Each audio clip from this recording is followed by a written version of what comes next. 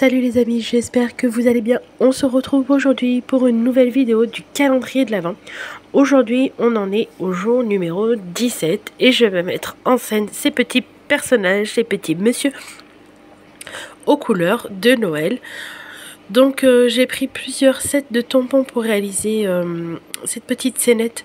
J'ai pris le set de tampons avec les messieurs, un autre set où il y a le bonnet de Noël et il me semble encore un autre set où il y a le petit ou que j'ai mis derrière le chapeau du monsieur à gauche.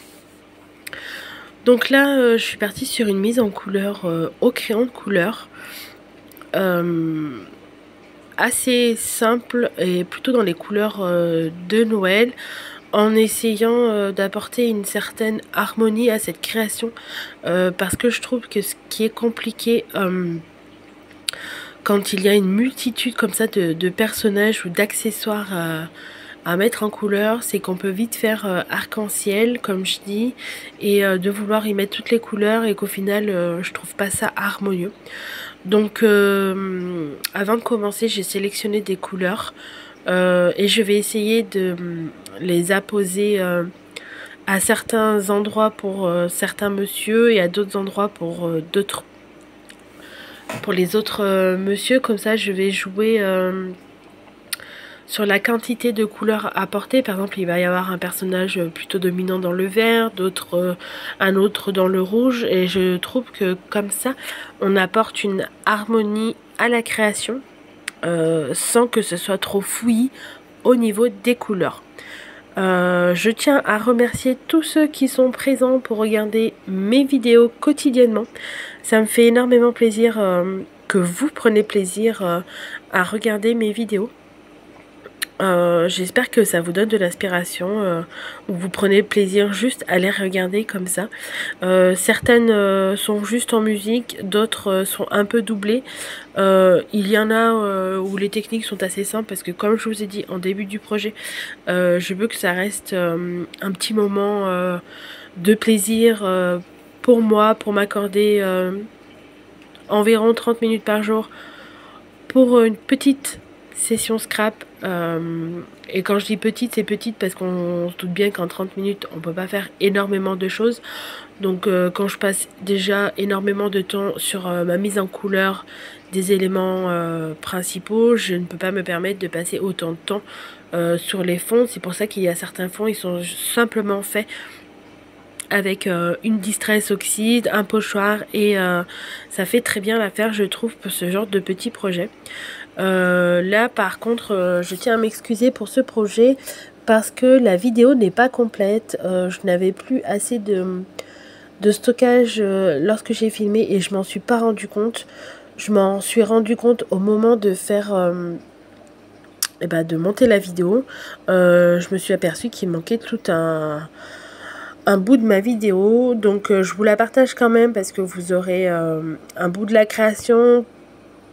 Après on va dire ce qui manque c'est plutôt la partie finale où je fais le fond, mais c'est très ressemblant à un fond que j'ai déjà fait, sauf que j'ai pas utilisé les mêmes couleurs et la même technique. C'est le jour numéro, alors attendez que je regarde, c'est le jour où il y a la petite fille avec une petite branche de houx sur la tête, donc le jour numéro 13. J'ai refait un fond assez similaire, pas dans les mêmes couleurs, un peu moins foncé je vous dirais. J'ai utilisé du bleu nuit, du bleu foncé mais un peu plus clair, et je suis venue utiliser le même pochoir pour faire ces petites étoiles qui scintillent, sauf que là au lieu d'y mettre de la pâte à structure, je suis venue utiliser mon encre Versamark pour pouvoir embosser avec une poudre légèrement argentée de chez Artemio. Je pensais avoir un autre rendu, il est assez subtil, il a le mérite d'être là quand on tourne la carte. Je voulais faire des étoiles un peu plus scintillantes, mais j'aurais dû utiliser une autre poudre. Donc c'est la seule différence.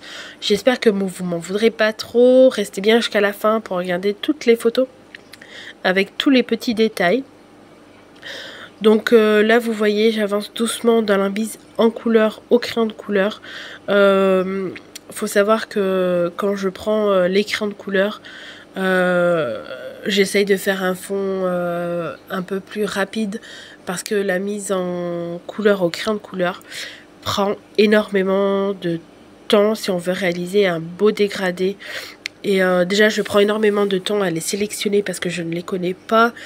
Et il faut que je cherche le bon feutre, le bon crayon, pardon, la bonne teinte. Et la mise en couleur au crayon de couleur, c'est un jeu de patience.